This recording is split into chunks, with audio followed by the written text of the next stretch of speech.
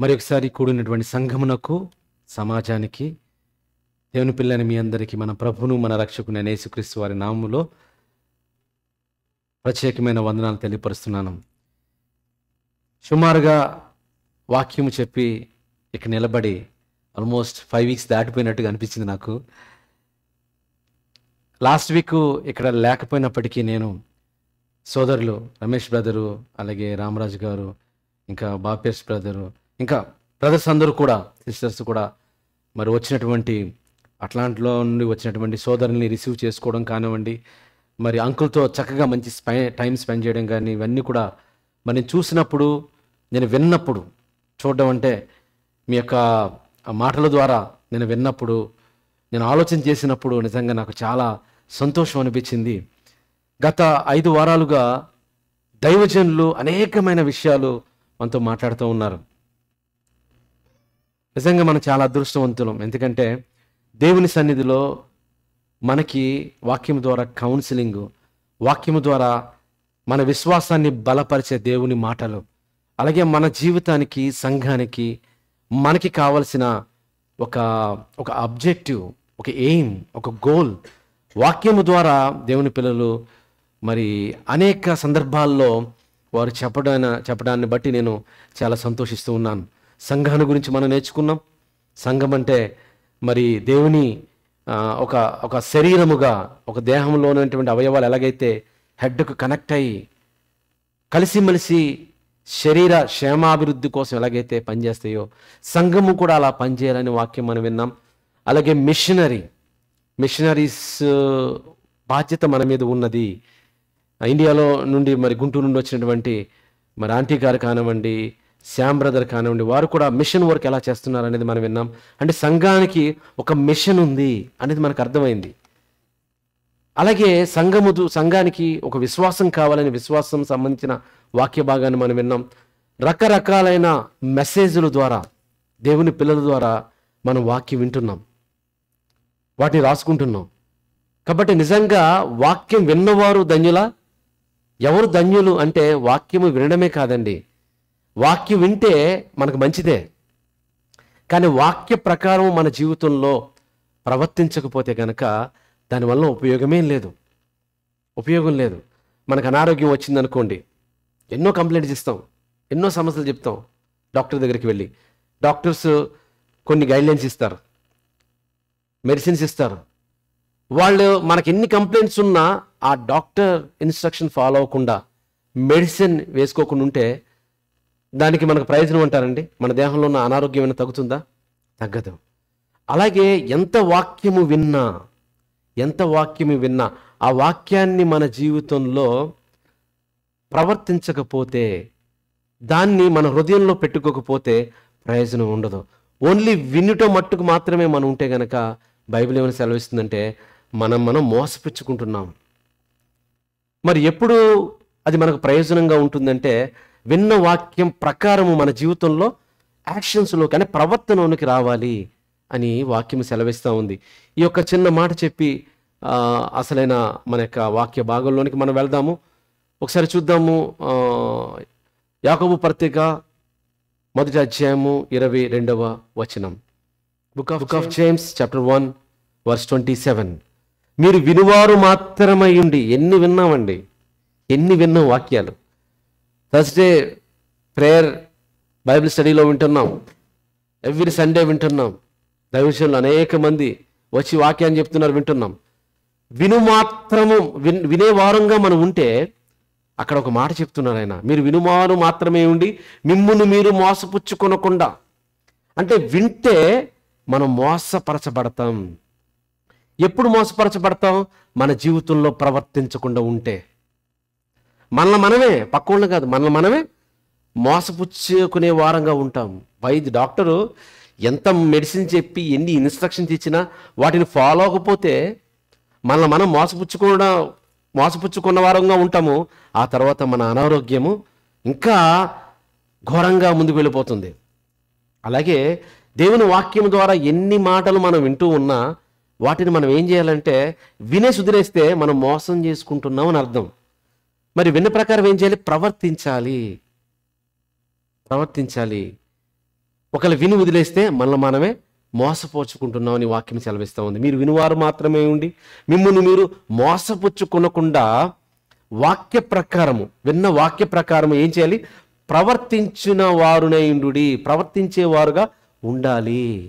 కనుక ఈరోజు మనం వింటున్న వాక్య ప్రకారం ఒకసారి ఆలోచన చేద్దాం. వినేవారంగా ఉండి మోసపుచ్చుకుంటున్నామా? ప్రవర్తించేవారుగా ఉండి మన జీవితాన్ని ఒక ఉన్నతమైన దిశ వైపు, దేవుడు ఎందుకు మనల్ని పుట్టించాడో అనే కోణంలో ఆలోచన చేసి ఒక బిగ్ పిక్చర్గా దేవుని సంతోషపెట్టే వారంగా మనం ఉంటున్నామా అనేది ఒక్కసారి మనం ఆలోచన చేసుకోవాలి. ప్రతి వాక్యము, ప్రతి మాట అది ఎవరి కోసం అండి? నా కోసం అనుకోవాలా, మీకోసం అనుకోవాలా. ఏదైనా తగిలింది అనుకోండి, దేవుడు ఈరోజు నాతో మాట్లాడాడు, ఇది నా కోసం అనుకోవాలి తప్ప దేవుడు ఈరోజు ఈ రోజుకి ఇలా ఈ రీతిగా మాట్లాడారు, ఇక్కడ నేను కాకుండా ఏ బ్రదర్ వచ్చి మాట్లాడినా అది తగులుతుంది. ఎందుకంటే వాక్యం అంత పవర్ఫుల్. కాబట్టి ఆ బ్రదరు లేకపోతే ఆ సిస్టర్ ఇలా మాట్లాడారు అని అనుకోకూడదు. నిజంగా తగిలింది అంటే అది మన కోసమే, దాన్ని కరెక్షన్ చేసుకోవాలి. అలా కరెక్ట్ చేసుకుంటే ఎవరికి ప్రయోజనము? మనకే ప్రయోజనము. కనుక ఈ రీతిగా ఈ యొక్క వాక్య భాగాన్ని మనం జ్ఞాపకం చేసుకుని మన జీవితంలో ఎలా ఉండాలంటే వినేవారంగా ఉండాలా, ప్రవర్తించే వారంగా ఉండాలి? చెప్పండి. ప్రవర్తించే వారంగా ఉండాలి. ప్రవర్తిస్తేనే మన జీవితానికి ప్రయోజనం. ఈరోజు ఒక ప్రత్యేకమైన వాక్య భాగాన్ని మీతో పంచుకోవాలని ఆశపడుతున్నాను. మనకందరికీ తెలుసు వాక్యం అనేది చాలా పవర్ఫుల్.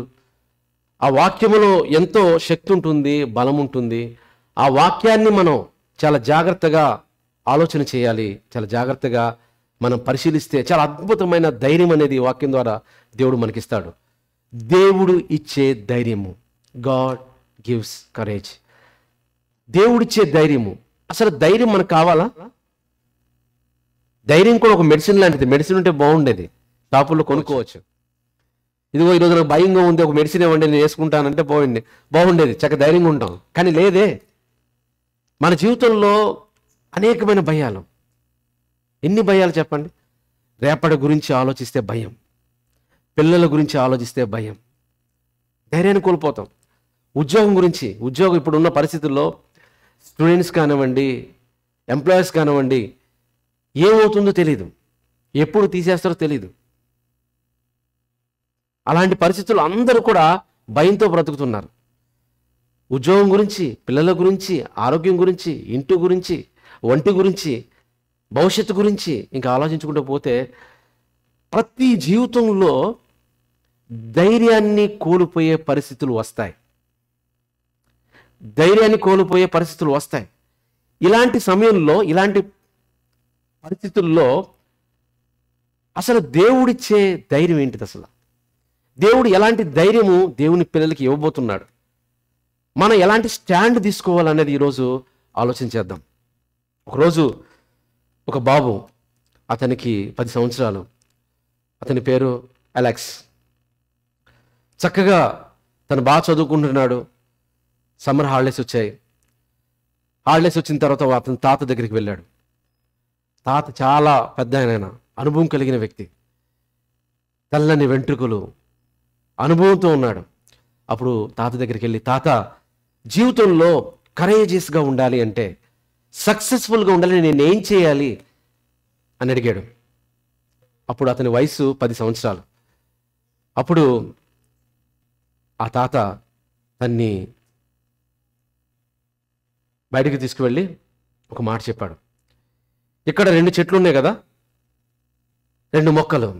ఈ 2 మొక్కలను నువ్వు తీసుకుని నీవు ఒకటి ఇంట్లో ఉన్నటువంటి ఒక కుండీలో ఒకటి నాటు, బయట రోడ్డు పక్కన ఇంకొకటి నాటు.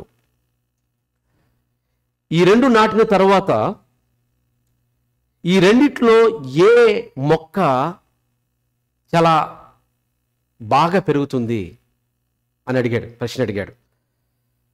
అప్పుడు ఆ బాబు, 10 సంవత్సరాల వయసు ఉన్నటువంటి ఆ బాబు అన్నాడు, ఇంట్లో ఉన్నటువంటి మొక్క బాగుంటుంది, ఎందుకంటే దాన్ని మనం ప్రొటెక్ట్ చేస్తాం. బయట ఉన్న మొక్క అయితే జంతువులు వచ్చి తినేయచ్చు, ఫ్లడ్ రావచ్చు, వర్షం వచ్చు, తుఫాన్ రావచ్చు. తుఫాన్ వస్తే ఏమవుతుందండి?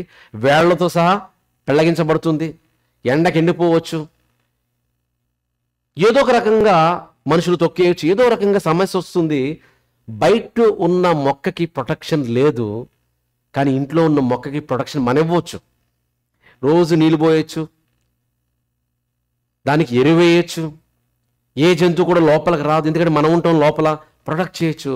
కాబట్టి లోపల ఉన్నదే పెరుగుతుంది అన్నప్పుడు ఆ తాత నవ్వి తనతో, ఒకసారి ఈ ఈ విషయాన్ని జ్ఞాపకం చేసుకో, మనం చూద్దాం అన్నాడు. ఆ తర్వాత ఆ బాబు కొన్ని రోజులు ఆ తాతగారి ఇంట్లో, వాళ్ళ తాత ఇంట్లో గడిపింది. తర్వాత తన ఇంటికి వెళ్ళిపోయాడు. ఆ తర్వాత నెక్స్ట్ ఇయర్ చూశాడు, రావడానికి కుదరలేదు. ఆల్మోస్ట్ 4 years అయిపోయింది. 4 years తర్వాత బ్యాక్ వచ్చి సడన్గా తన తాత దగ్గర డైరెక్ట్గా వెళ్ళి అడిగాడు, తాత నేను 4 సంవత్సరాల క్రితం ఒక ప్రశ్న వేసాను, ఇంకా నువ్వు నాకు సమాధానం చెప్పలేదు. లైఫ్లో కరేజియస్గా ఉండాలి, సక్సెస్ఫుల్గా ఉండాలి అంటే ఏం చేయాలి? అప్పుడు అడిగిన ప్రశ్న ఇప్పటి వరకు నువ్వు సమాధానం చెప్పలేదు అంటే, అప్పుడు సరే ఈరోజు నీకు సమాధానం దొరుకుతుంది రా, నేను చూపిస్తాను అనేసి తన ఇంట్లో ఉన్నటువంటి మొక్కను చూపించాడు. తను చాలా హ్యాపీ ఫీల్ అవుతాడు, ఎందుకంటే ఆ మొక్క తనకంటే బాగా పెరిగింది. చూసినప్పుడు చాలా హ్యాపీగా ఫీల్ అయ్యాడు. ఆ తర్వాత సరే బయటికి వెళ్దాం రా అని తను బయటికి తీసుకువెళ్ళాడు. ఆ బయట ఉన్నటువంటి ఆ రోడ్డు పక్కన నాటిన ఆ యొక్క మొక్క ఒక మహావృక్షంగా పెరిగిపోయింది. పెద్ద పెద్ద కొమ్మలు, దాని యొక్క రూట్ అనేది చాలా పెద్దదైపోయి చూసినప్పుడు తాను చాలా ఆశ్చర్యపోతాడు.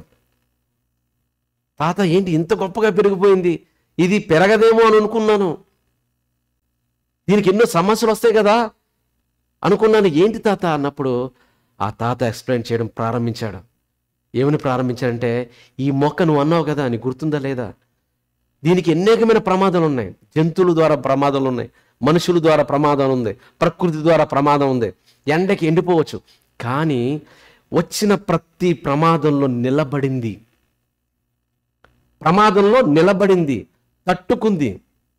తట్టుకుని ఎప్పుడైనా ఆ రూట్ ఉంటుంది కదా, ఆ రూటు గాలివానలకు, తుఫాన్లకు మరి చల్లా చెదిరిపోయి అది అటు ఇటు తిరుగుతూ ఉన్నప్పుడు ఏమవుతుందంటే, దానికున్న మొక్కకున్న ఒక బలం ఏంటంటే అది ఇంకా లోతుగా వెళ్ళిపోతుంది, ఇంకా లోతుగా వెళ్ళిపోతుంది. అంటే ప్రతి సమస్య అదేంటంటే అది నేర్చుకుని ఒక బలమైన వృక్షంగా మారింది. లైఫ్ కూడా అదే అన్నాడు. లైఫ్ కూడా అదే. ఏంటి లైఫ్లో మనకి సమస్యలు వస్తాయి, ఇబ్బందులు వస్తాయి, కష్టాలు వస్తాయి. అది మనుషుల ద్వారా కావచ్చు, పక్క వాళ్ళ ద్వారా కావచ్చు, మన చేసిన అపరాధాలు కావచ్చు, అన్నీ మంచిగున్నా సరే ఏదో ప్రకృతి ద్వారాలైనా కావచ్చు. రేపు ఏం జరుగుతుందో మనకు తెలియదు కదా, రోడ్డు మీదకి వెళితే ఏం జరుగుతుందో మనకు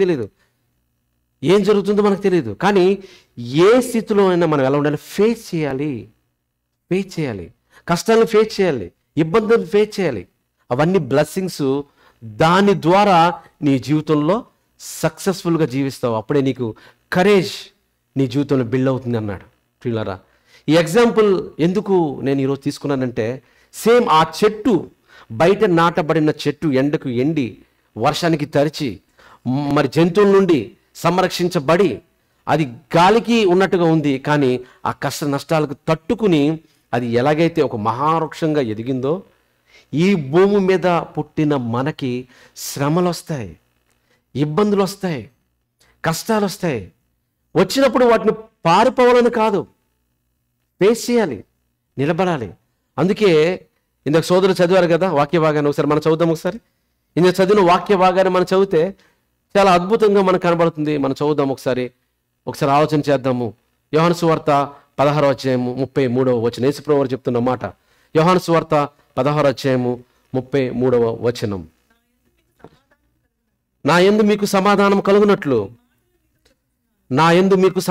కలుగునట్లు ఈ మాటలు మీతో చెప్పుచున్నాను. లోకములో మీకు ఏం కలుగుతుంది? శ్రమ. చాలా మంది ఏమనుకుంటారంటే, యేసు ప్రభువుని నమ్ముకుంటే ఏ శ్రమలు ఉండవండి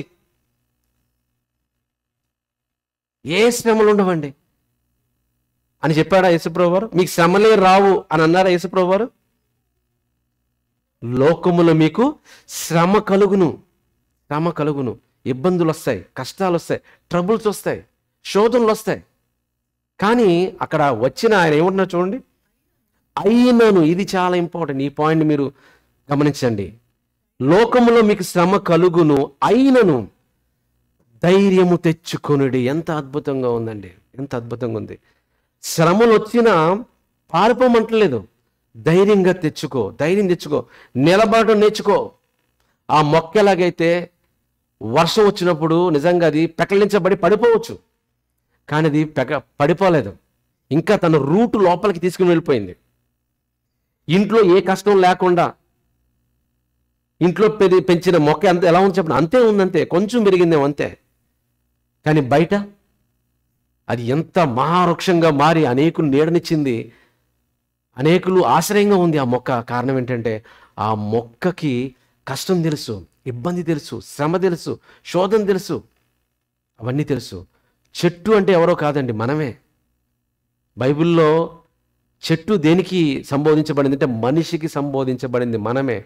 మనుషులమైన మనకి శ్రమలు వస్తాయి. అందుకే బైబిల్లో యేసుప్రభువు వారు చెప్పారు, లోకములో మీకు శ్రమలు కలుగును, శ్రమ కలుగును, అయినను అయినను అయినను ట్రబుల్ వస్తాయి. In this world you will have troubles, challenges.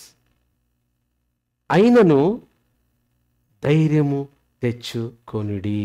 ఇదండి ఈరోజు దేవుడిచ్చే ధైర్యం ఎంత గొప్పగా ఉంటుందో ఒకసారి బైబిల్ నుండి మనం ఆలోచన చేద్దాం. శ్రమలు వచ్చినప్పుడు ఆ ధైర్యం తెచ్చుకునే విధానం మనకు తెలియాలి. ఎలా ధైర్యం తెచ్చుకోవాలి, ఎలా ధైర్యం తెచ్చుకోవాలి. చిన్నప్పుడు కొన్ని సందర్భాల్లో చాలా భయంగా ఉంటాం మనం. స్కూల్కి వెళ్ళేటప్పుడు ఏమన్నా డాగ్స్ కానీ ఏమైనా వచ్చినాయి అనుకోండి, అటు వెళ్ళడానికి ఇష్టపడతామా, భయపడుతూ ఉంటాం. కొన్ని సందర్భాల్లో వెళ్ళలేని పరిస్థితులు ఉన్నప్పుడు మా నాన్న వచ్చి, ఎందుకు నువ్వు భయపడుతున్నావు, నేనున్నాను కదా అని మన నాన్న పక్క నుండి మన చేయి పట్టుకుని నడిపించుకుంటూ వెళ్ళాం అనుకోండి, భయపడతామా? ఎందుకు ఎందుకు అంటే మనల్ని కన్న తండ్రి మన పక్కన ఉన్నప్పుడు ఏ సమస్య వచ్చినప్పుడు అసలు మనం భయపడడం అవసరం లేదు, ఎందుకంటే ఆయన చూసుకుంటాడు అన్న ధైర్యంతో ఎలాగైతే ఉంటామో, పిల్లరా మనల్ని పుట్టించిన వాడు, ఈ లోకానికి తీసుకొచ్చిన వాడు మనతో ఉన్నాడన్న ధైర్యం మనకుంటే, భయపడుతున్నాం అంటే అర్థం ఏంటి? మన తండ్రి మన పక్కన ఉన్నాడంటే భయపడతామని చెప్పండి, భయపడం. ఈరోజు మన ధైర్యం ఎప్పుడు వస్తుంది చెప్పనా? 10 మంది మనం అనుకున్నారనుకోండి, చాలా ధైర్యంగా ఉంటాం, ముందుకెళ్ళిపోతూ ఉంటాం. మనం 10 మంది అనుకుంటే ముందుకెళ్ళిపోతూ ఉంటాం. ఆ 10 మంది పారిపోతే దిక్కులు చూసి మనం కూడా పారిపోతాం. అంటే మన ధైర్యం మనుషులను బట్టో, ఉద్యోగాన్ని బట్టో, వ్యక్తులను బట్టో, హోదాను బట్టో, పదవును బట్టో, వీటిని బట్టే ధైర్యం ఉంటుంది. అవి ఎంతకాలం ఉంటాయి చెప్పండి? ఎంతకాలం ఉంటాయి? కొంతకాలమే కదా. మనం మనుషులు నమ్ముకున్నాం అనుకోండి, ఎంతకాలం ఉంటారు? డబ్బును నమ్ముకుందని ఎంతకాలం ఉంటుంది చెప్పండి? పోనీ మన బలాన్ని నమ్ముకున్నాం ఎంతకాలం ఉంటుంది చెప్పండి? అంటే మన నమ్మకంలో, మన విశ్వాసంలో, మన ఆలోచనలో ఎక్కడో తేడా ఉంది. అసలు మనం దేనిని ఆనుకోవాలో, దేని మీద ఆధారపడాలో దాని మీద ఆధారపడకుండా మిగతా వాటన్నిటి మీద ఆధారపడుతూ మన జీవనాన్ని కొనసాగిస్తే ప్రతిరోజు భయపడుతూ ఉండాలి, ప్రతిరోజు భయపడుతూ ఉండాలి, ప్రతిరోజు బాధపడుతూ ఉండాలా, ప్రతిరోజు చావాలా. ప్రతిరోజు చావడం బెటరా, ఒకే రోజు చావడం బెటరా చెప్పండి? ఈ భూమి మీద పుట్టిన ప్రతి ఒక్కరికి చావు వస్తుంది. ఒకరోజు ఎంత బాగా బ్రతకాలి అనుకున్నా, మంచి ఎక్సర్సైజ్ చేసి, మెడిసిన్స్ తీసుకుని, మంచి మెడిటేషన్ సాధించి, మెడిటేషన్ చేసి, ఎంత మెయింటైన్ చేసినా ఎంతోమంది చరిత్రలో కనబడుతూ ఉంటారు కదా. వీళ్ళందరూ కూడా మట్టిలోనే కలిసిపోయారు. 16 మంత్రులైనను, అధికారులైనను, రాష్ట్రపతులైనను, ప్రైమ్ మినిస్టర్స్ అయినను, ఆఖరికి పేదవాడైనను సరే, అందరూ కూడా ఈ కాలగర్భంలో ఎంతోమంది కలిసిపోయారు. అంటే ఏదో ఒక రోజున మరణం వస్తుంది. కాబట్టి ఏదో ఒక రోజున వచ్చే మరణానికి మనం నిజంగా ఆ మరణానికే భయపడకుండా మనం ఉంటే, ఇక ప్రతిరోజు మనం భయపడితే ప్రతిరోజు మరణమే. దానికంటే వచ్చే ఒక్క మరణాన్ని భయపడితే సరిపోద్ది కదా. అలాంటి ధైర్యం కావాలంటే మనం అందరం ఎక్కడ రావాలంటే దేవుని దగ్గరికి రావాలి, దేవుని మాటల దగ్గర రావాలి. అందుకే యేసుప్రభువు వారు ఒక మంచి మాటని, ఈరోజు ఒక మెడికేషన్ చెప్పాలంటే, ఈరోజు మన జీవితంలో పర్సనల్గా అనేకమైన గోతులు కావచ్చు, పిల్లల విషయంలో కావచ్చు, హెల్త్ విషయంలో కావచ్చు, కుటుంబ సమస్యల్లోనే కావచ్చు, ఉద్యోగ సమస్యలను కావచ్చు, స్నేహితుల వల్ల కావచ్చు, బంధువుల వల్ల కావచ్చు. మన మనసులో అనేకమైన ఆలోచనలు, ఎన్నో ఆలోచనలు వస్తాయి తెలుసు కండి. సుమారుగా 70 lakhs థాట్స్ వస్తాయి ఇన్ ఏ డే. మనం ఏం చేస్తామంటే వచ్చిన దాన్ని మనం పట్టించుకోకూడదు. ఇప్పుడు ఉదాహరణకి మన ఇంటికి ఎవరైనా వచ్చారనుకోండి, వచ్చినప్పుడు అతను వస్తే అతన్ని మనం పట్టించుకోకుండా, అతన్ని చూడకుండా, అతని గురించి ఆలోచించకుండా మన పని మనం చేసుకుంటా ఉన్నాం అనుకోండి, అరగంట చూశాడు అతను ఉంటాడా? నువ్వు వెళ్ళిపోతాడు, మళ్ళీ రాడు. ఆలోచనలు కూడా అలాంటివే. ఎన్నో నెగిటివ్ వస్తాయి, పాజిటివ్ వస్తాయి. మనం ఏం చేస్తాం? నెగిటివ్ దానికి నీరు పోసి పెంచుతాం, అది మహావృక్షంగా అయిపోయి మనల్ని అకలించేస్తుంది. అంటే పట్టించుకోకుండా ఉండడం నేర్చుకోవాలి, పక్కన పెట్టడం నేర్చుకోవాలి. అలా నేర్చుకోవాలంటే దేవుని వాక్యం దగ్గరికి రావాలి, వాక్యాన్ని నేర్చుకోవాలి. వాక్యాన్ని నేర్చుకునే అవకాశం మెండుగా మనకి దేవుడు ఇచ్చాడు. అనేకమైన సందర్భాల ద్వారా దేవుడు మనకి ఇస్తూనే ఉన్నాడు, వింటూనే ఉన్నాం. విన్న ప్రతి మాటను మన హృదయంలో పెట్టుకోవాలి. ఈ వాక్యం అనేది ఏంటంటే నీరు. ఆ నీరు అనే వాక్యాన్ని మన హృదయం అనే భూమిలో అది పడితేనే కదా అది ఫలిస్తుంది. వాక్యం అనే విత్తనం ఫలిస్తుంది. అలా ఫలించాలంటే మన వాక్యము దేవుని మీద ఆధారపడాలి. వాక్యమైన దేవుడు, ఆ యేసు ప్రభువు చెప్తున్న మాట, మీకు లోకంలో శ్రమలు కలగవు అంటే బాగుండేది, హ్యాపీగా ఉండేవాళ్ళం. కానీ అలా అంటలేదు, శ్రమలు కలుగుతాయి. అవి కూడా మనం మంచిదే. మనం ఎగ్జామ్స్ రాస్తాం కదండి, పరీక్షలు. ఫస్ట్ గ్రేడ్కి, సెకండ్ గ్రేడ్కి, థర్డ్ గ్రేడ్కి ఎగ్జామ్స్ ఉంటాయి. మనం చిన్నప్పుడు చదువుకున్నాం. ఎగ్జామ్స్ మంచిది కాదా? మంచిదే. ఎగ్జామ్స్ ఉంటేనే నెక్స్ట్ లెవెల్కి ప్రమోట్ అవుతాం. ఎగ్జామ్ లేకపోతే ఉండదు, ప్రమోషన్ మనకు అర్థం అవ్వదు. గ్రేడ్స్ ఇవన్నీ ఉంటేనే మనం చదువుతాం. ఏ గ్రేడ్ లేదు, ఏమి లేదు అనుకోండి, ఏం చదువుతాం చెప్పండి? ఏం చదవం. కాబట్టి ఎలాగైతే ఎగ్జామ్స్ మనకి నెక్స్ట్ లెవెల్కి ప్రమోట్ చేస్తాయో, ఇవి కూడా శ్రమలు అనేవి మనల్ని స్ట్రాంగ్గా, కరేజియస్గా, సక్సెస్ఫుల్గా దేవునిలో ఇంకా ఎదగడానికి ఆధారపడతాయి. అన్నీ బాగున్నాయి అనుకోండి, దేవుడి దగ్గరకు వస్తారా చెప్పండి? కొన్ని సందర్భాలు అన్నీ బాగున్నాయి అనుకోండి, దేవుడి దగ్గర రాడు. ఎందుకండి? మొన్న ఎవరో ఒక అతను అంటున్నాడు, నాకు అన్నీ ఉన్నాయండి, డబ్బులు ఉన్నాయి, ఆరోగ్యం ఉంది, అన్నీ ఉన్నాయి, దేవుడు ఎందుకండి అంటున్నాడు. అన్నీ ఉన్నాయండి, దేవుడు ఎందుకండి అంటున్నాడు. మరి చచ్చిపోతే నీ పరిస్థితి ఏంటి నాయనా అన్నాను. నీ డబ్బు ఏమన్నా నేను రక్షిస్తుందా అన్నాను. 70-80 సంవత్సరాలు కదా, చచ్చిపోయిన తర్వాత ఏముందో ఏం తెలుసండి అన్నాడు. ఒకవేళ లేదనుకోండి, పర్లేదు. మరి ఉంటే? ఏమీ లేదనుకోండి, ఓకే, ప్రాబిలిటీ అనుకుందాం, పోనీ ఏమీ లేదు, ఓకే, మరి ఉంటే పరిస్థితి ఏంటి అని అడిగాను. అప్పుడు ఆలోచన చేశాడు. కనబడని, తెలియనిది ఎన్నో ఈ లోకంలో ఉన్నప్పుడు వాటిని తెలుసుకోవాల్సిన అవసరత మానవునిగా ఉన్నది. దేవుడు అనే ఒక శక్తి మనిషికి కావాలి. అన్నీ ఉంటేనే కాదు, అన్నీ ఉన్నా లేకపోయినా దేవుణ్ణి మనం ప్రేమించాలి. మన తండ్రిని మనం ఎందుకు ప్రేమిస్తాం చెప్పండి? మనకు అన్నీ ఇస్తేనే ప్రేమిస్తాం. మన తండ్రి ఏదైనా తండ్రే కదా, ఏదైనా తండ్రే. మంచివాడైనా చెడ్డవాడైన తండ్రులు కూడా ఉంటారు. బైబిల్లో ఉంటుంది కదా, మీ తండ్రులు చెడ్డవారై ఉండి మంచి ఈవులను ఇవ్వనెరిగి ఉండగా మీ పరలోకపు తండ్రి చెడ్డవాడంటే కాదు, వాళ్ళకంటే చాలా ఉన్నతమైన దేవుడు. ఆ దేవుడు చెప్తున్నాడు, నేనున్నాను కదయ్యా నీకు, నువ్వెందుకు వరి అవుతున్నావు? నువ్వు భయపడద్దు, నేను నీకు తోడుకున్నా, నేను నీ చేయి పట్టుకుంటాను, నేను నిన్ను నడిపిస్తాను, నువ్వు నడువు ముందుకి. శ్రమలు వస్తాయి, ఎదుర్కో, నేను లోకాన్ని జయించి ఉన్నానని యేసుప్రభువు చెప్తున్నారు. చూడండి, లోకంలో మీకు శ్రమ కలుగును, అయినను ధైర్యము తెచ్చుకొనుడి, నేను లోకమును జయించి ఉన్నాను అని చెప్పే మాట. ఇది మెడిసిన్ అండి. B12 అనుకోండి, నీరసంగా ఉన్నప్పుడు ఏం చేస్తారు? కొందరు బలం రావాలంటే B12 విటమిన్ ట్యాబ్లెట్ వేసుకుంటారు, ఎందుకంటే బలం వచ్చేస్తుందని, ఆ రోజు పనులన్నీ చేసుకోవచ్చని. ఇలాంటి విటమినైజ్ ట్యాబ్లెట్స్ ఎన్నో బైబిల్లో ఉన్నాయి. అవన్నీ మనం వేసుకోవాలి. ప్రతిరోజు ధైర్యం తెచ్చుకొని దేవుని కోసం ఈ భూమి మీద బలంగా నిలబడాలి. మనం భయపడుతూ ఉన్నామంటే అర్థం ఏంటంటే దేవుని మీద ఎక్కడో అపనమ్మకం ఉంది. దేవుడు ఎలాంటి ఆత్మనిచ్చాడు? పిరికితనం కలిగిన ఆత్మనివ్వలేదండి, ధైర్యము. ఎలాంటి ధైర్యమో తెలుసా? ఆ ధైర్యం చూసి నాకే ఆశ్చర్యం వేస్తూ ఉంటుంది. ఒక శద్రకు, మెషకు, అబేద్నెగోలు ఎక్కడిని పెట్టాడనే? వాళ్ళు వెళ్ళిందే బానిస దేశానికి, వాళ్ళ స్వదేశం కాదు. స్వదేశంలో అయితే ధైర్యం ఉంటుంది, సొంత ఊర్లో ఎలా ఉంటుంది, ఎలా ఉంటుంది చెప్పండి? అందరూ మనోళ్లే, అసలు నేనే కింగ్ అనుకుంటాం. అదే వేరే ప్రాంతానికి, తెలియని ప్రాంతానికి, ఈ గల్ఫ్ కంట్రీస్ లేకపోతే వేరే ప్రాంతానికి వెళ్ళిపోయే పరిస్థితి ఎలా ఉంటుంది? వేరేలా ఉంటుంది. వీళ్ళు ఒక బానిసలుగా వేరే దేశానికి వెళ్ళినప్పుడు అక్కడ కూడా దేవుని విడిచిపెట్టలేదు. మనం మాత్రం చిన్న శ్రమలుగా రాగానే దేవుని విడిచిపెట్టేస్తాం. మనం ఎలా ఉంటుందండి మన పొజిషను? శ్రమలు వచ్చిందనుకోండి, దేవుడా దేవుడా దేవుడా అని వస్తాం. వెరీ గుడ్, దేవుడు శ్రమలను పక్కన పెట్టేశాడు. ఆ తర్వాత మంచిగా ఉందనుకోండి, మళ్ళా లోకంలో కలిసిపోతూ ఉంటాం. మళ్ళీ శ్రమలు వచ్చిన మళ్ళా దేవుడి దగ్గరికి వస్తాం. కానీ వీళ్ళు ఎలాంటి వాళ్ళు తెలుసా? అసలు శ్రమల సంబంధమే లేదు. శ్రమలు వచ్చినా రాకపోయినా నా తండ్రి అయినా అని వాళ్ళని నమ్ముకున్నారు.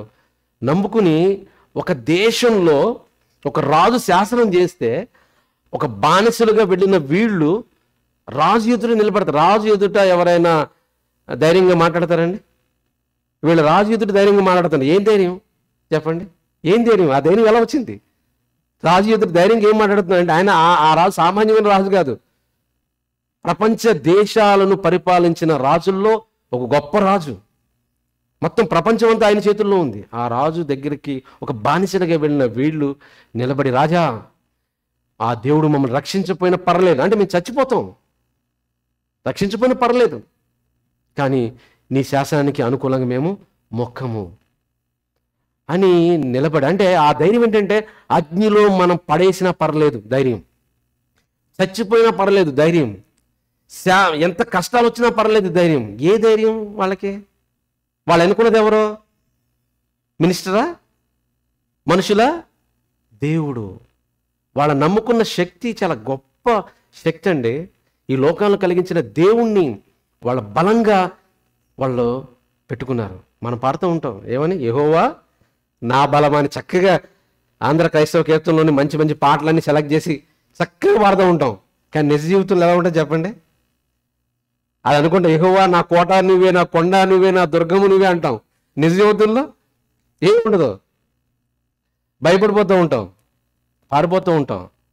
పాటలైతే నోటి ద్వారా కాబట్టి పాడుతూ ఉంటాం, పదవులతో సూచిస్తాం.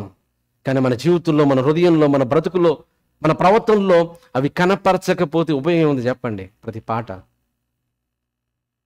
ప్రతి పాట శద్రకు మెషకు కలిగిన ధైర్యం, శ్రమల్లో ఉన్న ధైర్యం మన జీవితంలో ఉండాలంటే నీ వెనుకున్నది ఎవరో తెలుసా?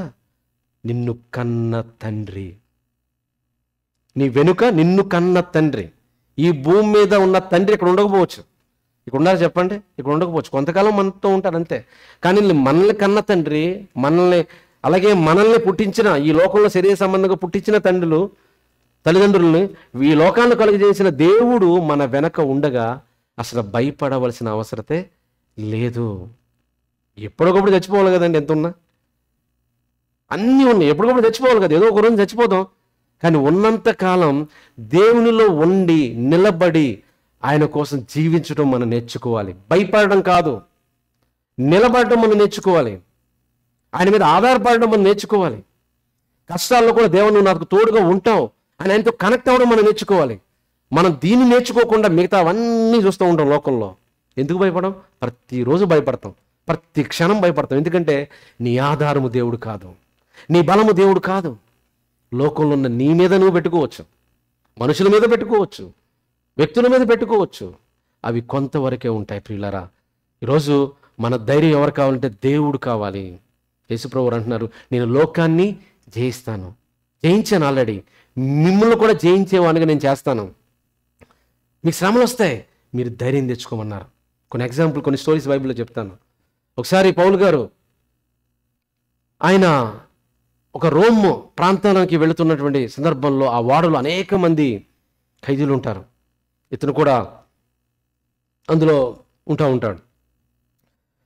ఆ యొక్క నావ వెళ్తున్న సందర్భంలో ఆయన ముందే హెచ్చరిస్తూ ఉంటాడు వాడ నావికులకి, శతాధిపతికి, అయ్యా మనం వెళ్ళడం మంచిది కాదు, వెళితే ఒక బహు ప్రమాదం వస్తుంది, చాలా పెద్ద తుఫాను రాబోతుంది, మనం వెళ్ళకూడదు, మనం ఇక్కడ ఆగుదాం అన్నప్పుడు ఈయన ఒక్కడే, కానీ అక్కడ అనేక మంది మంచి స్కాలర్స్ ఉన్నారు, వీళ్ళందరూ కూడా లేదు మనం వెళ్ళాలి ఎలాగైనా, రోము వైపు మన పడవను, మన వాళ్ళను ప్రయోగించవలసిందే, మనం నడిపించవలసిందే అనేసి వాళ్ళు ప్రయాణం చేస్తాం. అందులో ఖైదీలు ఉన్నారు, శతాధిపతి ఉన్నారు, ఆఫీసర్స్ ఉన్నారు.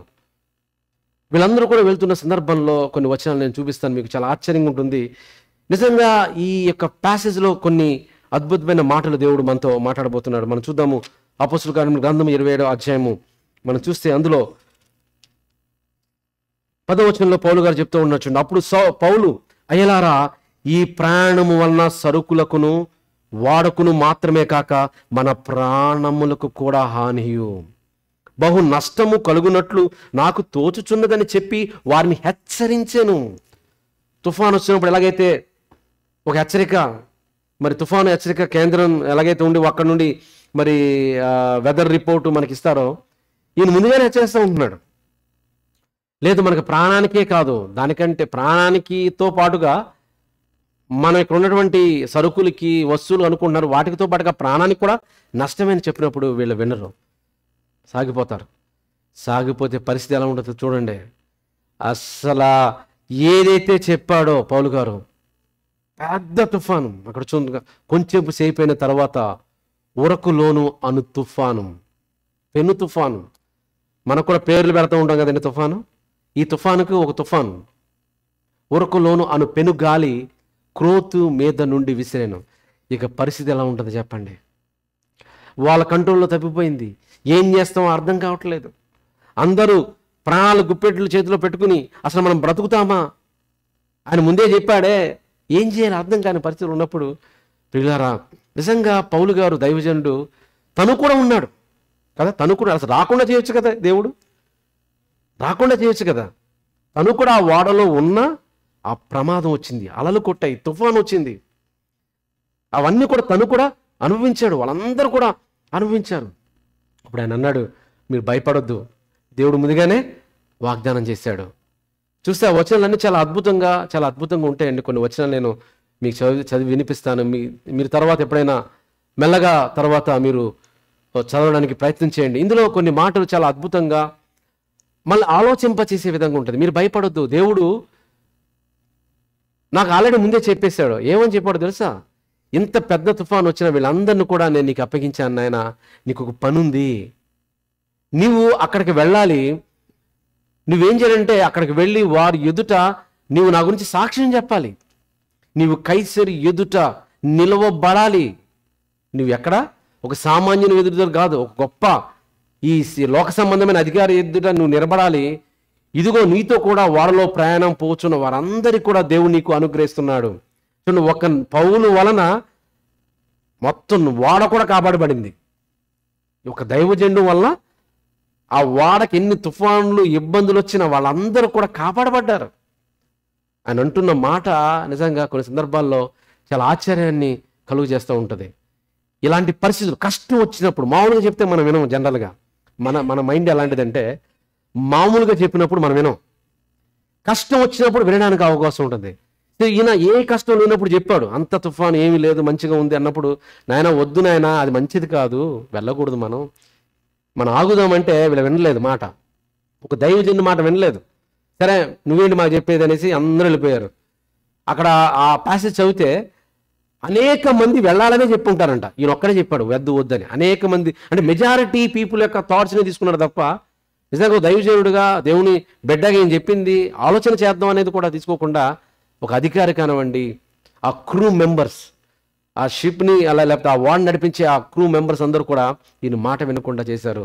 ఇబ్బంది వచ్చింది. అప్పుడు పౌలు గారు ఆ ఇబ్బందుల్లో ఉన్నప్పుడు అంటున్నాడు, ఇప్పుడైనను, ఎప్పుడు కష్టం వచ్చినప్పుడు, ఇప్పుడైనను ధైర్యము తెచ్చుకునుడని మిమ్మును వేడుకొనుచున్నాను.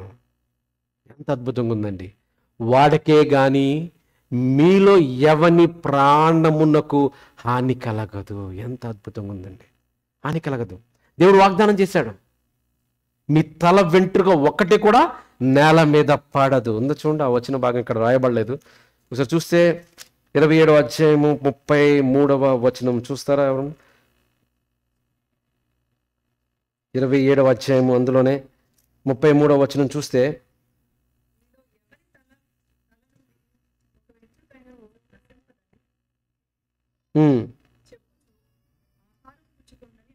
అదండి, వాళ్ళు అసలు ఆహారం పుచ్చుకోవట్లేదు, ప్రాణ భయంతో ఉన్నారు, ఏం చేయాలో అర్థం కావట్లేదు. అక్కడ పక్కన దీపం ఉంది, ఇలాంటి పరిస్థితులు ఉన్నప్పుడు ఆయన ఇచ్చిన అభయహస్తం ఏంటో తెలుసా? మీలో ఎవని తల నుండి ఒక వెంట్రుకైనను నశింపదు. అంటే అంత తుఫాను వస్తే ఎంట్రుకలు ఏం చేయాలండి? ఎగిరిపోవాలి. ఒక ఎంట్రుకైనను కూడా నశింపదని నేను మీతో చెప్తున్నాను. మీలో కానీ వాడికే కానీ ఎవ్వనికి కూడా ప్రాణహాని కలగదు అని ఆయన చెప్పినప్పుడు నిజంగా వారందరూ కూడా అప్పుడు ధైర్యం తెచ్చుకుని 36వ వచనం, అప్పుడు అందరూ ధైర్యం తెచ్చుకుని ఆహారం పుచ్చుకుని. ధైర్యం ఎప్పుడు వస్తుందంటే నిజంగా ఈ లోకంలో దేవుని మాటల ద్వారానే వస్తుంది. ఒక దైవజనుడైన పౌలు గారు దేవుని మాటలు చెప్పినప్పుడు మీకు ప్రాణహాని కలగదు, మీకేం కలగదు, దేవుడు నాకు వాగ్దానం చేశాడు, తన దూత ద్వారా బయలుపరిచాడు, నేను కైసరు ఎదుట నిలబడబోతున్నాను అన్నప్పుడు ప్రియులారా నిజంగా అక్కడ ఉన్న వాళ్ళందరూ కూడా చాలా ధైర్యంగా అప్పుడు వాళ్ళు ధైర్యం తెచ్చుకున్నట్టుగా మనకు కనబడుతుంది. ఇక్కడ కొన్ని పిక్స్ చూడండి, వాళ్ళు ఎంత కంగారు పడుతున్నారు.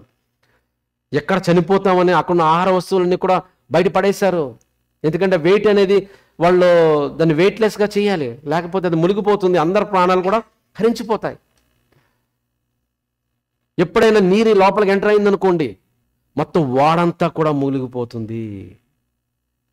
ఈ యొక్క ప్యాసేజ్ ఎందుకు మీ ముందు నేను ఉంచానంటే ఈ యొక్క సముద్రం అనేది, నీరు అనేది ఈ లోకానికి గుర్తు, వాడ అనేది మన జీవితానికి గుర్తు. ఈ లోకం అనే సందర్భంలో ఈ వాడనే మన జీవితాల్లో మనం ప్రయాణం చేస్తూ ఉండగా ఆ వాడకి ఏమొస్తాయి? తుఫానులు వస్తాయి, అలలు వస్తాయి, ఇబ్బందులు వస్తాయి, ఎన్నో ఆటుపోట్లు వస్తాయి, శ్రమలు వస్తాయి. వచ్చినప్పుడు అయినను ఏం చేయాలి? ధైర్యము తెచ్చుకొనుడి. దేవుడు వాగ్దానం చేశాడు. ఈ జీవితమే శాశ్వతం అనుకుంటున్నారా లోకస్తుల్లాగా? ఈ జీవితం శాశ్వతం కాదు. మీరు లోక సంబంధమైన ఆలోచనలు ఎందుకు పెట్టుకుంటున్నారు? ఈ భూమి మీద కొంతకాలమే మీరు బ్రతుకుతారు, ఒక 70, 80, 90 సంవత్సరాలు. దీనికోసం మీరు ఆలోచించి మీ జీవితాన్ని దీనికోసం మీరు పణంగా పెడితే ఎట్లా చెప్పండి? ఇది కాదు. మరణం అనేది ముగింపు కాదు. మరణం తర్వాత మరో ఉన్నతమైన జీవితాన్ని నేను మీకు ఇవ్వబోతున్నాను. మీకు మంచి భవిష్యత్తు ఉంది. మీరు దేనికి భయపడడం అవసరమే లేదు. నేను మీతో సదాకాలం తోడుగా ఉన్నాను. నేను మరణాన్ని జయించి తిరిగి లేచాను, మీరు కూడా మరణాన్ని జయిస్తారు. ధైర్యంగా ఉండండి. దేవుడు ఇన్ని మాటలు చెప్పి అభయహస్తం ఇచ్చినా ఇంకా మనం భయంతో, వణుకుతో, బాధతో, దిగులుతో, ఇబ్బందులతో మనం ప్రతి జీవితాన్ని సాగిస్తున్నా ఉంటే దానికి కారణం ఏంటో తెలుసా? నీ ధైర్యం దేవుడు కాదు, నీ బలము దేవుడు కాదు, నీ విశ్వాసం దేవుని మీద లేదు. అది లోకంలో ఉన్నటువంటి వ్యక్తుల మీద కావచ్చు, బ్రతుకుల మీద కావచ్చు, ఉద్యోగుల మీద కావచ్చు, వ్యాపారుల మీద కావచ్చు, అధికారం మీద కావచ్చు. అవన్నీ ఏదో ఒక రోజున ఊడిపోతాయి. అప్పుడేం చేస్తావు? ఎంతకాలం భయపడి బతుకుతావు? అందుకే దేవుడు అంటున్నాడు ధైర్యంగా ఉండు, శ్రమలు వస్తే నిలబడు. పౌలు గారు చెప్పిన ఈ మాటను పట్టుకుని వాళ్ళందరూ కూడా ధైర్యంగా ఉన్నారు. పిల్లరా, మన జీవితంలో వచ్చే ప్రతి ఆటుపోటులకి, శ్రమలకి, ఇబ్బందులు కూడా ధైర్యంగా ఉండడం నేర్చుకోవాలి. ఎలాంటి ఎగ్జాంపుల్స్ బైబిల్లో ఎన్నో ఉన్నాయి. ఎన్నో ఉన్నప్పుడు అవన్నీ చదువుతున్నప్పుడు, గ్రహించినప్పుడు ఎక్కడుంది మన విశ్వాసం? చెప్పండి. నిజంగా దేవునికి మనం కనెక్ట్ అయి ఉంటున్నామా? అంత భక్తి మన జీవితంలో మన ప్రవక్తన ద్వారా మనం చూపించగలుగుతున్నామా? ఇంకా లోకంలో ఉన్న వ్యక్తులుగానే జీవిస్తున్నామా? లోకంలో వ్యక్తులు అటు ఇటు తిరుగుతూ ఉంటారు, ప్రతిదానికి వరి అవుతూ ఉంటారు. వాళ్ళకంటే అదే గ్రేట్గా అనిపిస్తూ ఉంటారు. అది గ్రేట్ కాదు. మీ మనసు భూ సంబంధమైన వాటి మీద పెట్టుకొనవద్దు అని ఉందా బైబిల్లో? ఎందుకు చెప్పాడు దేవుడు? దేవుడు ఒక మాట బైబిల్లో చెప్పాడంటే అది మీకు అర్థం కాకపోవచ్చు, నాకు అర్థం కాకపోవచ్చు, కానీ అందులో చాలా పరమార్థం ఉంటుంది. మనం చాలా చిన్నగా ఆలోచిస్తూ ఉంటాం. పెద్దగా ఒక గ్లోబల్ పిక్చర్గా, బిగ్ పిక్చర్గా ఆలోచిస్తే అసలు దేవుడు ఎందుకు మనల్ని పుట్టించాడు, ఎందుకు ఇక్కడ పంపించాడు, మనం ఏం చేయాలి, మనం ఎక్కడికి వెళ్ళాలి, అసలు ఏంటి ఈ బ్రతుకులో దేవుడు మనకి ఇవ్వాల్సినటువంటి మనకి పర్పస్ ఏంటి మనకు అర్థమైతేనే నిజంగా ధైర్యంగా జీవించగలుగుతామండి. అది పౌలు గారికి తెలుసు. అందుకే ఎన్ని ఆటుపోట్లు వచ్చినా ఆయన ధైర్యంగా నిలబడ్డాడు. ఆయన ఒక్కడి కారణంగా వాడంతా కూడా రక్షించబడింది. ఈరోజు నిజంగా అలాంటి వ్యక్తులుగా మనం ఉండాలి. మనం ఉంటే మనం ఉన్న ప్రాంతంలో, మనం ఉన్న ప్రదేశంలో, మనం ఎక్కడుంటే అక్కడ మన ద్వారా అనేక మంది ధైర్యపడబడాలి, బలపడబడాలి, దేవుళ్ళు ఉండాలి. ఆ రీతిగా ఉండాలంటే మన ముందు ఎలా ఉండాలి? ధైర్యంగా ఉండాలి, దేవునిలో ఉండాలి, లోకంలో కాదండి. లోకంలో కాదు, లోకంలో కాదు, ధైర్యంగా ఉండాలి. ఇది ఒక బెస్ట్ ఎగ్జాంపుల్. ఎలాంటి బైబిల్లో కొన్ని ఎగ్జాంపుల్స్ సమయాన్ని బట్టి క్విక్గా నేను రెఫర్ చేసి నేను ముందుకు వెళ్తాను. సో చూస్తే బైబిల్లో మరికొన్ని ఎగ్జాంపుల్ మనం ఆలోచించేద్దాము. ప్రతి ఎగ్జాంపుల్లో దేవుడు మనకు అనేకమైన పాఠాలు నేర్పిస్తే ఆ పాఠాల ద్వారా ప్రతి పాఠాన్ని మనం దేవుని కోసం బలంగా ముందుకెళ్ళడానికి అవకాశం ఉంటుంది. కాబట్టి ఈ ప్యాసేజ్ ద్వారా మన జీవితంలో ఏం చేయాలంటే ధైర్యంగా ఉండడం మనం నేర్చుకోవాలి. ఆ తర్వాత చూద్దాం, బైబిల్లో కొన్ని వచనాలు చదివిస్తాను మరలా. సో యోహాను సువార్త 16:33 వచనము, నా యందు మీకు సమాధానం కలిగినట్లు ఈ మాటలు మీతో చెప్తున్నా. మళ్ళా చదువుదాము, లోకములో మీకు శ్రమ కలుగును, అయినను ధైర్యము తెచ్చుకొనుడి. ఒకసారి మనం పరిశీలన చేసుకుందాం. ధైర్యం తెచ్చుకుంటున్నామా? శ్రమలు వచ్చినప్పుడు భయపడి పారిపోతున్నామా? ధైర్యం తెచ్చుకుంటున్నామా? దేవునిలో ఉంటున్నామా? దేవుని సన్నిధిలో ఉంటున్నామా? దేవుని మందిరంలో ఉంటున్నామా? దేవుని పిల్లలతో ఉంటున్నామా? ప్రార్థనలో ఉంటున్నామా? దేవునితో కనెక్ట్ అయి ఉంటున్నామా? లేకపోతే లోకంలో ఉంటున్నామా? ఒకసారి ఆలోచన చేసుకోండి.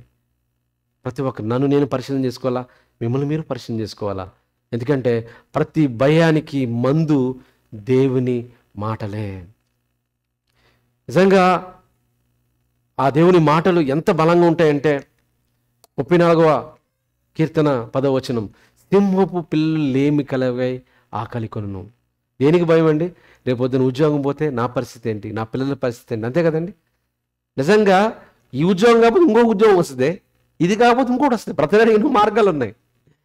కాబట్టి భయపడితే ప్రతిరోజు బ్రతుకుతాము, ప్రతిరోజు చస్తాము. కానీ ధైర్యంగా ఉంటే ప్రతిరోజు బ్రతుకుతాం.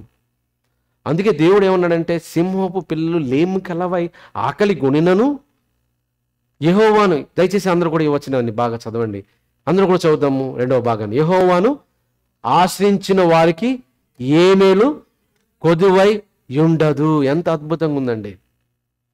యెహోవాను ఆశ్రయించిన వారికి ఏ మేలే కొదువై ఉండదు. అంటే శ్రమలు రాకుండా చేయడండి. దేవుడు శ్రమలు ఇస్తాడు, ఆ శ్రమల ద్వారా మనల్ని ఓవర్కమ్ చేసి దేవుడు మన బలాన్ని ఇస్తాడు. దేవుళ్ళు మనం ఎక్కువగా ముందుకు వెళ్ళడానికి అవకాశం ఉంది. ఇంకొక ఎగ్జాంపుల్ చెప్పి నేను ముగిస్తాను. నెక్స్ట్ వాక్య భాగాన్ని మనం ఆలోచన చేస్తే, బైబిల్ గ్రంథంలో 2వ క్రానికల్స్, 2 క్రానికల్స్ 32వ అధ్యాయం 8వ వచనం చూస్తే, హిజ్కియా రాజు ఉన్నాడు. సైన్యం ఎంతో బలమైన సైన్యము వారింటి మీదకి వచ్చేస్తుంది, వారికి దేశం మీదకి వచ్చేస్తుంది. వాళ్ళు భయపడిపోతున్నారు, వీళ్ళకి సహాయం లేదు, భయము వెంబడిస్తున్నారు. అప్పుడు దయచేసి ఈ మాటలు మీరు చదవండి, అందరూ కూడా మనం చాలా జాగ్రత్తగా ఆలోచించేద్దాం. అప్పుడు అంటున్నటువంటి మాట మనం చూద్దాము, మీరు దిగులు పడకుడి. దిగులు, సమస్యలు వచ్చినప్పుడు ముందు ఏమొస్తుందండి? దిగులు వస్తాయి మనకి. ధైర్యం విడవకుడి, ధైర్యాన్ని విడిచిపెడతాం. అనారోగ్యం వచ్చినప్పుడు, ఏదో ఒక రకమైనటువంటి పరిస్థితి మన జీవితంలో ఎదుర్కొని పోతున్నాం అని ఉన్నప్పుడు దిగులు వస్తుంది. ఆ తర్వాత ధైర్యాన్ని విడిచిపెడతాం, ఆ తర్వాత డిప్రెషన్లోకి వెళ్ళిపోతాం. ఇలాంటి సందర్భంలో ప్రజలందరూ ఇలాంటి భయభ్రాంతులతో బ్రతుకుతున్నప్పుడు అంటున్నటువంటి మాట మనం ఆలోచించేద్దాము. మీరు దిగులు పడకుడి, ధైర్యము విడకుడి, అషూరు రాజుకైనను అతనితో కూడనున్న సైన్యమంతటికైనను మీరు భయపడవద్దు. అంటే కళ్ళ ముందున్న సమస్య, అదొక సమస్య అనుకోండి, అదొక యుద్ధం. జీవితం అనేది కూడా యుద్ధమే కదా, ఇట్స్ ఎ బ్యాటిల్. ఆ యుద్ధం మీకంటే గొప్పగా వాళ్ళు ఉండొచ్చు, సైన్యంగా గొప్పగా ఉండొచ్చు, మీకు బలహీనమే ఉండొచ్చు, మీరు బలహీనంగా ఉండొచ్చు. అయినప్పటికీ దేవుడు సెలవిస్తున్నాడు, మీరు భయపడవద్దు, విస్మయం పొందవద్దు. అతనికి కలిగి ఉన్న సహాయము కంటే ఎక్కువ సహాయము మనకు కలదు. మనకు కావాల్సిన హెల్పే కదండి. కొన్ని సందర్భాల్లో అవసరం ఉన్నప్పుడు ఎవరైనా హెల్ప్ చేస్తే బాగుండు అనిపిస్తూ ఉంటుంది. స్నేహితులు ఎవరైనా హెల్ప్ చేస్తే బాగుండు, ఆఫీసులో హెల్ప్ చేస్తే బాగుండు అనిపిస్తూ ఉంటుంది. కానీ దేవుడు మనుషుల ద్వారా ఏదో ఒక రకంగా సహాయం చేస్తాడు. అనేకమైన సందర్భాల్లో నాకు అనిపించింది, నా ప్రాక్టికల్ లైఫ్లో కూడా ఎవరైతే సహాయం చేస్తారనుకున్నారో వాళ్ళు సహాయం చేయలేని పరిస్థితి, ఎవరైతే మనకు తెలియదులే వీళ్ళు అనుకుంటామో వాళ్ళ ద్వారా దేవుడు సహాయం చేస్తూ ఉంటాడు. అలాంటి ఎన్నో నేను పర్సనల్ లైఫ్లో నేను గోత్రూ అయ్యాను. బహుశా మీరు కూడా గోత్రూ అయ్యి ఉంటారు. అతనికి కలిగి ఉన్న సహాయం కంటే ఎక్కువ సహాయం మనకు కలదు. ఆ తర్వాత వచ్చిన చదవండి, దీంట్లో లేదు, ఒకసారి చదవండి ఆ వచనాన్ని.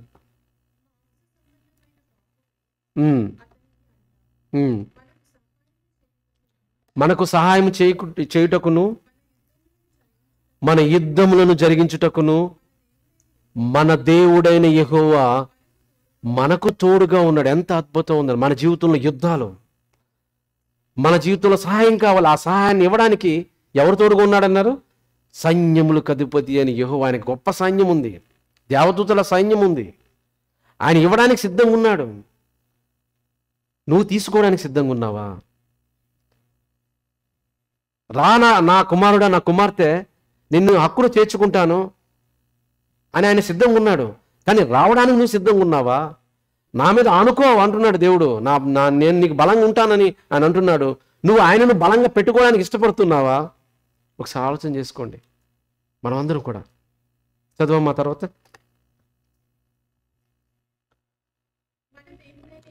మన దేవుడైన యెహోవా మనకు తోడుగా ఉన్నాడని చెప్పగా జనులు యూదారాజైన హిజ్కియా చెప్పిన మాటలందు నమ్మిక ఉంచిరి. మనకు ఉండవలసింది నమ్మిక, దేవుని మాటల మీద నమ్మిక అండి, నమ్మిక. ప్రియులారా, ఒక్కసారి మధ్యాహ్న సమయం ముందు మన హృదయాలను పరిశీలన చేసుకుందాం. మన జీవితంలో ఎన్ని సమస్యలు వచ్చినా, ఎన్ని ఇబ్బందులు వచ్చినా మనం ఏం చేయాలంటే ధైర్యము తెచ్చుకోవాలి. ఈరోజు మన అంశం ఏంటంటే గుర్తుందా? చెప్పండి ఎవరండి? దేవుడిచ్చే ధైర్యము. దేవుడు ఏమైనా ధైర్యం ఇచ్చినప్పుడు మాటల ద్వారా మీకేమన్నా ఇచ్చాడు కదండి. ఎన్నో ఎగ్జాంపుల్స్, ఎన్ని స్టోరీస్, లైఫ్ స్టోరీస్. దేవుడిచ్చే ధైర్యం. God gives us courage. మనం ధైర్యవంతులుగా బతకాలని ఆయన కోరుకుంటున్నాడు, పిరికివాళ్ళుగా కాదు. ఆయన కోసం నిలబడాలి. ఏ శ్రమలు వచ్చినా ఆయన కోసం నిలబడాలని దేవుడు కోరుకుంటున్నాడు, పారిపోయేవారు కాదు. అది ఏదైనా సరే, మరణమైన, ఎరుకైనా, ఇబ్బంది అయినా, శ్రమ అయినా, రోగమైన, బాధ అయినా సరే, మనం నిలబడాలని దేవుడు కోరుకున్నప్పుడు పిల్లలు మీరు నిలబడుతున్నారా? దేవుని మీద ఆడుకుంటున్నారా? ఇలా చెప్పుకుంటూ పోతే బైబిల్ ఎన్నో ఎగ్జాంపుల్స్, ఎన్నో స్టోరీస్ ఉన్నాయండి. చివరికి కొన్ని మాటలు క్విక్గా చదివి నేను ముగిస్తాను. ద్వితీయోపదేశ కాండము 31వ అధ్యాయం 5వ వచనంలో చూస్తే, నేను మీకు ఆజ్ఞాపించిన దానంతటిని బట్టి మీరు వారికి చేయనట్లు యెహోవా నీ చేతికి వారిని అప్పగించును, నిబ్బరము కలిగి ధైర్యంగా ఉండమని మోషే చెప్తున్నాడు ఇజ్రాయెల్ సైన్యానికి, ఇజ్రాయెల్ ప్రజలకి. నేను ముసలివాడిని అయిపోయాను, 120 సంవత్సరాలు వచ్చింది, ఇక నేను మిమ్మల్ని తీసుకువెళ్ళలేను, సైన్యము మీకు ఎంతో ఎదురుగా వస్తుంది, అయినప్పటికీ మీరు ఎలా ఉండాలి? ధైర్యంగా ఉండండి, భయపడొద్దు. ఒకవేళ మీరు నా మీద ఆధారపడ్డారా, నేను రేపు చచ్చిపోతే పరిస్థితి ఏంటి? నా మీద కాదు, దేవుని మీద ఆధారపడండి. ఇదిగో నేను వెళ్ళిపోతున్నాను, మీ తర్వాత నాయకుడు యెహోషువ వస్తున్నాడు. ఆయన కూడా భయపడిపోతూ ఉంటాడు. ఆయన కూడా దేవుడు యెహోషువ గ్రంథంలో 1వ అధ్యాయం 1-9 వచనాలు చూస్తే ఆయన ఎంత అద్భుతంగా దేవుడు మాట్లాడతాడు, ధైర్యపరుస్తాడు. చెప్పండి. అంటే దేవుని పిల్లలు బలహీనంగా ఉన్నప్పుడు, ఇబ్బందిగా ఉన్నప్పుడు ప్రతి క్షణంలో దేవుడు ధైర్యం ఇచ్చేవాడుగా ఉన్నాడు. ధైర్యం ఇచ్చే దేవుడు ధైర్యం ఇస్తాడు. దేవుడు మనల్ని ధైర్యంగా ఉండాలని, బలంగా ఉండాలని, ఆనందంగా ఉండాలని, సంతోషంగా ఉండాలని, శ్రమలు వచ్చినా దాన్ని జయించి ముందుకు వెళ్ళాలని దేవుడు కోరుకుంటున్నాడు.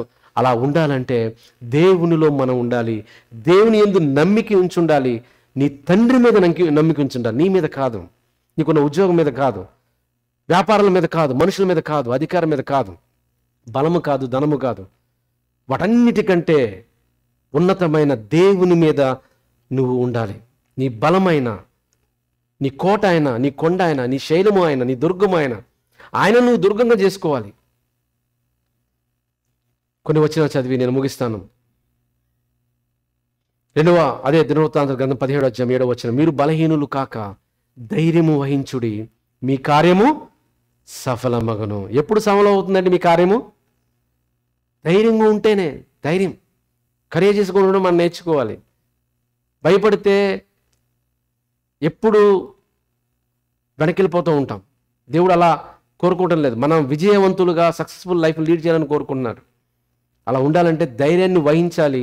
మీ కార్యం అప్పుడు ఏమవుతుందంటే మీ కార్యము సఫలమవుతుంది. ఈ భూమి మీద కొంతకాలం బ్రతుకుతాం, కానీ ఈ భూమి విడిచిపెట్టిన తర్వాత నిజంగా దేవుడిచ్చే లోకము ఎంత ఉన్నతమైన లోకము. ఎవరో మొన్న నేను న్యూస్ పేపర్ చూస్తుంటే ఒక తల్లి పురుగుల మందు తాగి చచ్చిపోవడానికి సిద్ధపడుతుంది. ఎందుకమ్మా అంటే చూస్తే ఆ యొక్క ఆర్టికల్లో పంట పండలేదని. అంటే పంట పండలేకపోతే చచ్చిపోవాలా? ఒకవేళ చచ్చిపోయింది అనుకోండి, దేవుని ఎదురు నిలబడి నువ్వెందుకు చచ్చిపోయావమ్మా అని అడిగితే దేవుడు పంట పండలేదని పురుగుల మంది తాగి చచ్చిపోయినా అని అంటే దేవుడు ఆయన ఆనందపడతాడా? అదేనా బాగుందా? అంటే పంట పండకపోతే చచ్చిపోవాలా? ఆ పని కాకపోతే ఇంకో పని చేసుకోవచ్చు కదా. అందుకనే నేను పుట్టించింది చెప్పండి. నేను పుట్టించింది పంట పండకపోతే పురుగుల మంది తాగి చచ్చిపోవాలని, లేకపోతే నేను కొన్ని అనుకున్నాను అవి జరగలేదు కాబట్టి నేను డిప్రెషన్లోకి వెళ్ళిపోవాలని. అందుకనే నేను పుట్టించింది. అసలు నేను ఎందుకు పుట్టించానో నీకేమైనా తెలుసా? నా గురించి నువ్వు ఆయన ఆలోచించావా? ఇప్పుడు నీ గురించి నువ్వేమైనా తెలుసుకుని ఏం తెలుసుకోలేదు. ఏం తెలుసుకున్నావు అంటే తినడం, ఈ భూమి మీద బతకడం కోసం ఏదో పని చేసుకోవాలి, ఇదే నీకు తెలుసుకున్నావు, ఇంకేం అర్థం కాలేదు అని. దేవుడు అంటే మనం ఏం చేస్తాం చెప్పండి ప్రియులారా? అందుకే దేవుని మాటల దగ్గరికి మనం రావాలి అని అంటున్నాడు. బలహీనులు కాక, సమస్యలు వచ్చిన బలహీనులు కాక ధైర్యం వహించండి, అప్పుడు మీ కార్యము సఫలమవుతుంది. కొన్ని సందర్భాల్లో ఆఫీసులో కావచ్చు, కుటుంబంలో కావచ్చు, చుట్టుపక్కల కావచ్చు, మనుషులు మనల్ని భయపెట్టవచ్చు. వీళ్ళ పరిస్థితిని చూసి మనం భయపడవచ్చు. ఆ సమయంలో కూడా దేవుడు చెప్తున్న మాట, చివరికి ఈ మాట చదివి నేను ముగిస్తాను. ఈ చివరి మాట మనం చూద్దాము. హెబ్రీయులకు రాసిన పత్రిక 10:35 కాబట్టి మీ ధైర్యమును విడిచి పెట్టకుడి, దానికి ప్రతిఫలముగా గొప్ప బహుమానము మీకు కలుగును. 6 కాబట్టి ప్రభు నాకు సహాయకుడు, నేను భయపడను, నరమాత్రుడు నాకు ఏమి చేయగలడు అని మంచి ధైర్యముతో చెప్పగల వారమై ఉన్నాము. ఒకసారి చివరికి మాట చదివి నేను ముగిస్తాను ప్రియులారా. అందరూ చదువుదాం. హెబ్రీయులకు రాసిన పత్రిక 13:6 కాబట్టి అందరూ చదువుదాం. కాబట్టి ప్రభు నాకు సహాయకుడు, నేను భయపడను, నరమాత్రుడు నాకు ఏమి చేయగలడు అని మంచి ధైర్యముతో చెప్పగలవారమై ఉన్నాము. మీరున్నారండి? సమస్య వచ్చినప్పుడు మీరు అలా చెప్పగలుగుతున్నారా? దేవుడున్నాడు, దేవుడు చూసుకుంటాడు, యెహోవా ఈరే అనుకుంటున్నారా? లేకపోతే మీరు చూడడానికి ట్రై చేస్తున్నారా? అలా ట్రై చేయండి. నిజంగా మీ జీవితంలో, నా జీవితంలో, మనందరి జీవితాల్లో నిజంగా దేవుడు ఇచ్చే ధైర్యము, దేవుడిచ్చే ఆ విజయము, దేవుడిచ్చే ఆ గొప్ప ఆనందము, సంతోషము మనం అనుభవిస్తాం. అది అనుభవిస్తాం ఎప్పుడంటే దేవుడు ధైర్యంగా మీరు పెట్టుకున్నప్పుడే, దేవుని మీద మీరు ఆడుకున్నప్పుడే, దేవుని మీరు నమ్మినప్పుడే, దేవుడే మీరు కేడముగా పెట్టుకున్నప్పుడే, దేవుడే మీ రక్షణగా మీరు అంగీకరించినప్పుడే, దేవుణ్ణి ఆనుకుని ఆయన మాటలు మీ జీవితంలో అంగీకరించినప్పుడే, దేవుని యొద్దకు మీరు వచ్చినప్పుడు మాత్రమే ఆ ధైర్యం మీకు ఉంటుంది. ఆ ధైర్యాన్ని ఇవ్వడానికి దేవుడు తన శక్తిని, బలాన్ని మీకు అందరికి అనుగ్రహించిన గాక. చివరి ప్రార్థన చేసుకుని మనం ముగించుకుందాం. దేవాని ఘనమైన నామమునకు స్తోత్రాలు చెల్లిస్తూ ఉన్నాం. ఇప్పటి వరకు నీ మాటల ద్వారా మమ్మల్ని దర్శించారు తండ్రి. దేవుడిచ్చు ధైర్యం, అది ఎంతో గొప్ప ధైర్యం. శ్రమల్లో ధైర్యం, సహాయంలో ధైర్యం, అనారోగ్యంలో ధైర్యం, ఇరుకు ఇబ్బందుల్లో, వ్యాధి బాధల్లో, కష్ట నష్టాల్లో ధైర్యం. మీరిచ్చే ధైర్యం అంత గొప్పగా ఉంటుంది తండ్రి. దేవా, మీరు మా కన్న తండ్రిగా ఉన్నందుకు మేము గర్విస్తూ ఉన్నాం. ఒకవేళ మిమ్మల్ని అర్థం చేసుకోవడంలో మేము అపార్థం చేసుకుంటే క్షమించండి.